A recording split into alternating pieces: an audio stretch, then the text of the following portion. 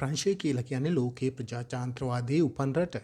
ඒ රටේ දේශපාලනය කරන්න ඕනම කෙනෙකුට බෑ. හැබැයි යාපනයෙන් ගිහින් පැරිස් නුවර දේශපාලන කරළිය Tamanගේ අතට ගත්තු අපූර්ව තරුණියක් ගැන දැන් මුළු ලෝකෙම කතා කරනවා. ඇය නමින් අතිතියා ආනන්ත රාජා.